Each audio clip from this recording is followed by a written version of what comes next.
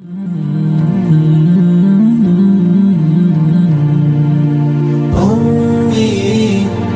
ثم أمي لحد آخر يوم في عمري، حضني من أول حياتي وهم همي، اللي كتر خيرها داب خيرها في دمي وعايش فيه.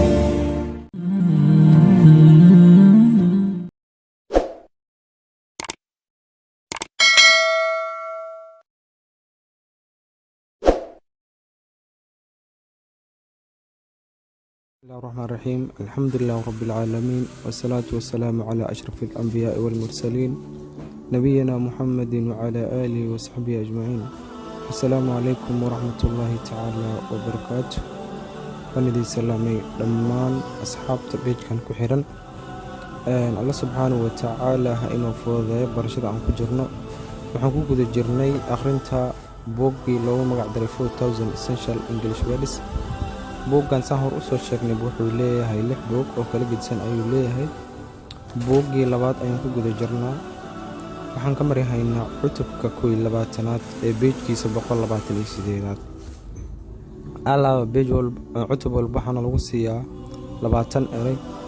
20 eray maanta markaasi cashirkeena aan ku qaadanayna eray ugu hore waxa uu yahay astronaut xidigis ama cirbixiyeen ayaa astronaut la yiraahdaa. qeexitaanku waxaa leeyahay markaas an astronaut cirbixiyeenku is a person waa qof kaasoo goes aada into the outer space, wuxuu aadaa markaasi samada sare ayuu aadaa. tusaale waxaa leeyahay markaasi the astronaut cirbixiyeenku was walking, wuxuu ku dul socday on the moon dayaxa. erayga xiga waxa awake soo jeedis waa aanan hurdaynin ayaa awake la yiraahdaa. qeexitaanku waxaa leeyahay when markii you are awake aad soo jeedaa, you are not asleep ma hurdaysid. tusaale waxaa leeyahay markaasi sometimes mararka qaar anigu leey waxaan jiifsadaa awake anigoo soo jeeda, waxaan iska jiifsadaa in bed sariirta ayaan iska jiifsadaa anigoo soo jeeda, because maxaa yeelay I am not tired ma daalne anoo daalleen ayaa sariirta iska jiifsadaa. erayga xiga waxaa waaye courage dhiiran ama dhiiranaan. courage waa dhiiran. qeexitaanku waxaa leeyahay markaasi when markii you have a courage aad dhiiran tahay, you are not afraid cabsi kuma haysa markaasi ama ma cabsanaysid. tusaalaha waxaa leeyahay markaasi dhammaan ninkii had the courage wuxuu ku dhiiranaa to catch inuu qabto the lion libaaxay. erayga xiga waxaa waaye flat waxaa waaye sabayn.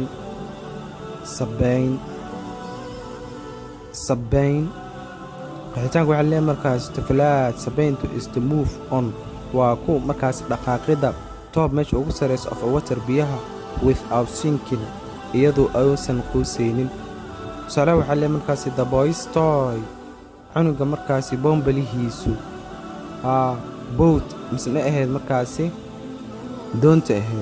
doontii markaasi boombalaha ahayd ee cunuga ama wiilku flatted waxay markaasi sabaynaysay in the pool barkada ayay sabaynaysay.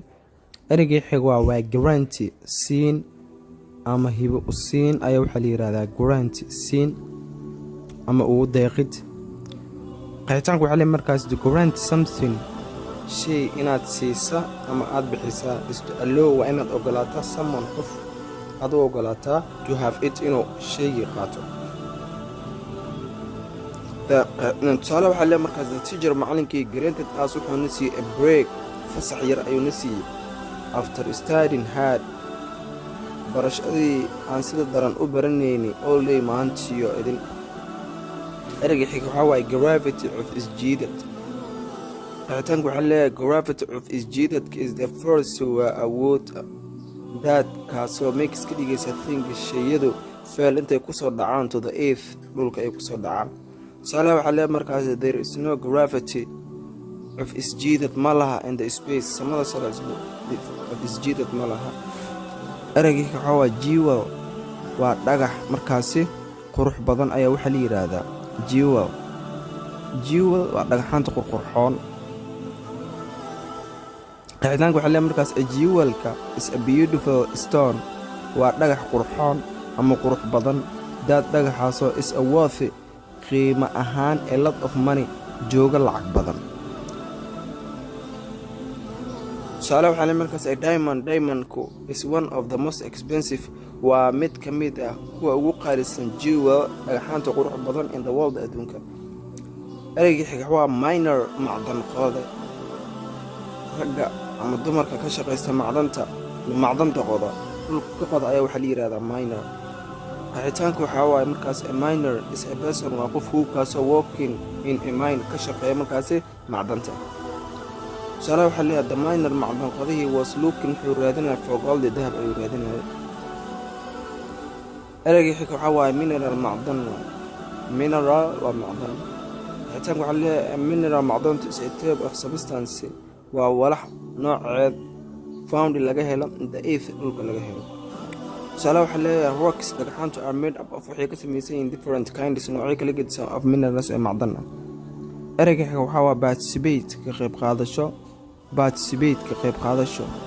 qeexitaanka waxaa leeyahay markaas to participate ku qayb qaadashada is to take part waa inaad ka qayb qaadato in something shay. tusaale waxaa leeyahay the students ardayda participates waxay ka qayb qaadata in the school play ciyaarta markaasi dugsiga ay ka qayb qaateen. beejka waxaa u gudbaynaa 129aad. ereyga ugu xoreeya waxaa permission ogolaanshadu means waxaa waaye markaasi ama macnaheedu waxaa waaye the act of allowing lagu ogolaanayo doing inaad samayso of something shay. tusaale waxaan leeyahay markaasi I have permission waxaan haystaa markaasi ogolaansho to drive aan ku kaxi karo my mom's car gaariga hooyaday ogolaansho aan ku kaxi karo ayaan haystaa. pure waa shubis biyo ama dareere in weel ay ku jiraan laga shubo oo weel kale lagu gediyo ayaa waxaa la yidhaahdaa pure shubis ayaa la yidhaahdaa. qeexitaan waxaa leeyahay to pure shubistu a liquid dareeruhu in la shuba means waxaa waaye to make it in laga dhiga came out in ay ka soo baxaan of a container weelkay ku jira inay ka soo baxaan ayaa la yidhaahdaa shubidda.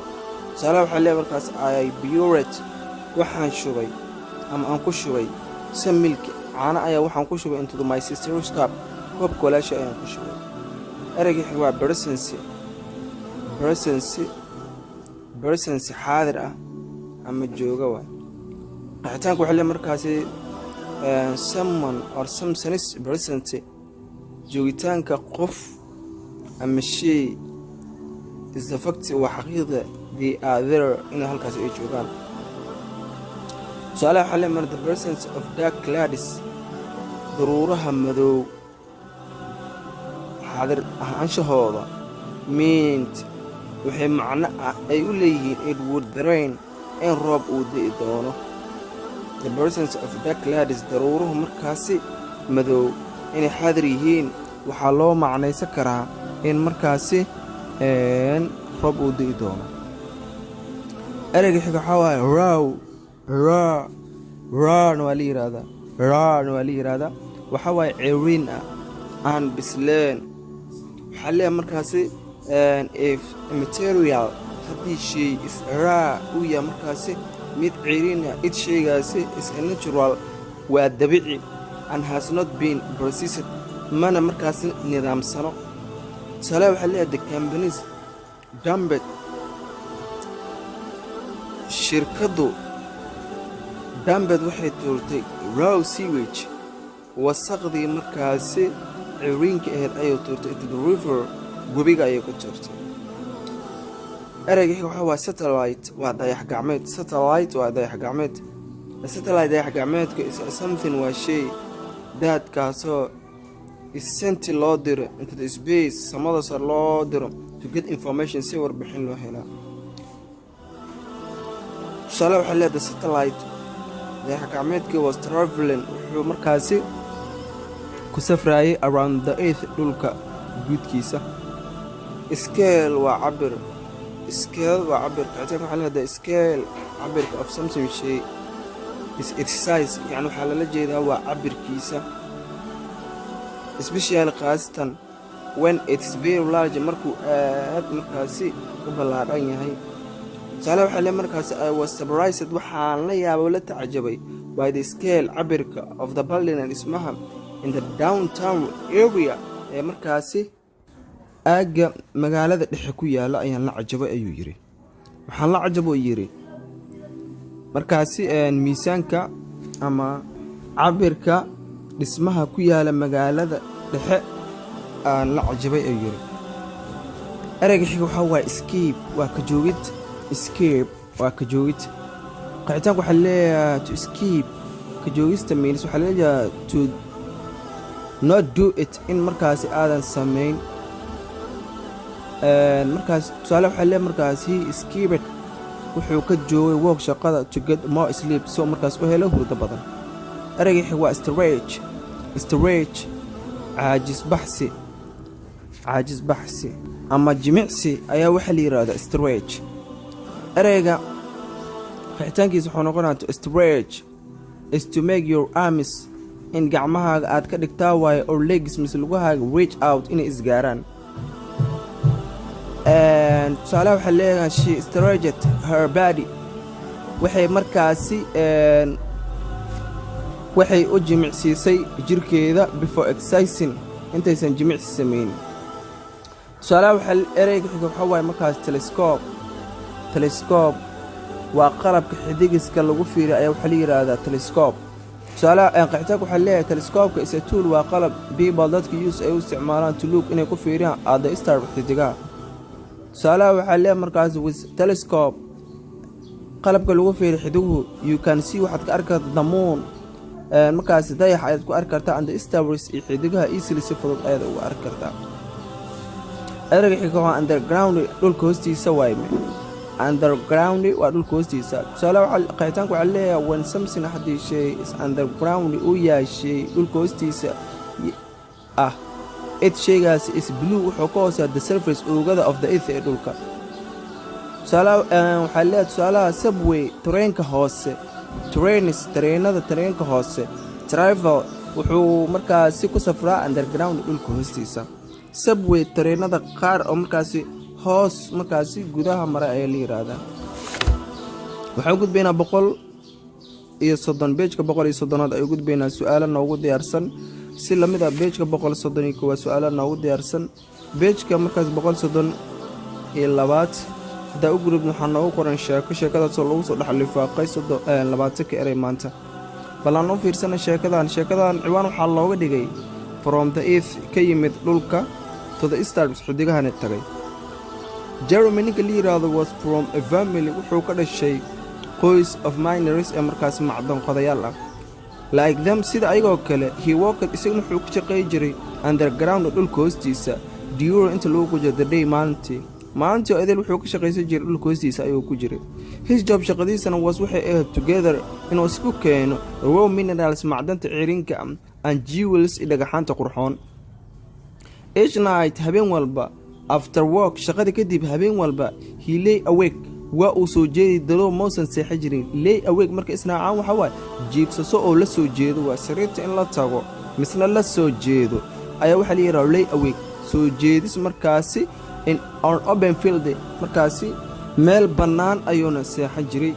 with his telescope, isaga markaasi qalabkii xidigaha lagu fiirinay, he looked wuxuu fiiriyay at the stars xidigaha ayuu fiiriyay ayaa la yiri. he was amazed, wuu tacajabay by the scale cabirkii ayuu ku tacajabay of the space oo samada uu ku fiiriyay. he wishes wuxuu jeclaaday someday maalin he might travel inuu safro there halkaasi. one day maalin there was waxaa jiray an accident, shil ayaa waxaa ka dhacay in the mine macdantii. water ayaa buret kusoo daatay into the mine, macdanta godka laga qoday macdanta ayaa biyo kusoo daatay. everything was wax waliba waxay noqdeen daag mugdi. Jeremy ninka la yiraahdo stretched markaasi wuxuu stretched out, wuxuu laacay and grabbed misna qabsaday a piece of wood, gabal alwaax ayuu qabsaday. it kept gabalkii alwaaxa wuxuu markaasi ku ilaaliyay him isaga from sinking inuu quuso ayuu gabalkii alwaaxa ka ilaaliyay. Jeremy ninka la yiraahdo felt wuxuu dareemay presence a nearby, in shay u dhow in la joogo ayuu dareemay. macnaha meesha uu joogay in la joogo ayuu dareemay. waa presence nearby, meesha uu joogay meel u dhow in la joogo ayuu dareemay oo waxaa la yidhi ba I'm angel aniga malag ayaan ahay said a voice cod ayaa waxaa lagu yidhi I'm angel voice cod ayaan waxaan ahay malag inta badanaa sheekooyinka qaar oo markaasi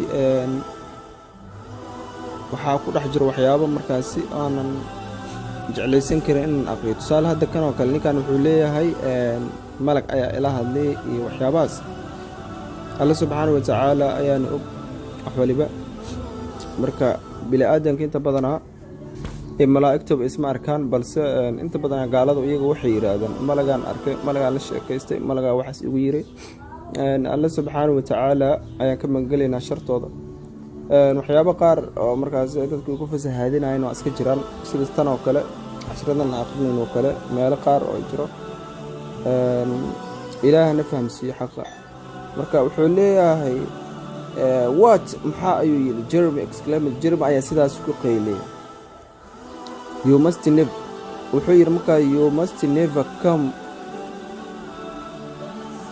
mar kale hasku imaanin underground dhulka hoostiisa again mar kale you must never come underground again mar kale ha isku imaanin ayaa lagu yiri dhulka hoostiisa mar kale have the courage to make your wishes come true have waxaa haysata ayaa lagu yiri the courage dhiiranaan to make aad ugu dhigaysid your wishes waxyaaba aad jeceshahay come true inay sax ay ku noqdaan for a long time in muddo ah markaasi he flatted wuxuu sabeynayay in a silence isigoo markaasi aamusan ayuu sabeynayay biyaha korkooda dentaas kadib he heard wuxuu maqlay another voice cod kale ayuu maqlay the other miners markaasi macdan qodayaalkan ayaa were coming to rescue him ayaa u yimid inay isigu badbaadiyaan the other miners macdan qodayaal kale were coming ayaa u yimid to rescue inay badbaadiyaan him isigu the next day maalinka xiga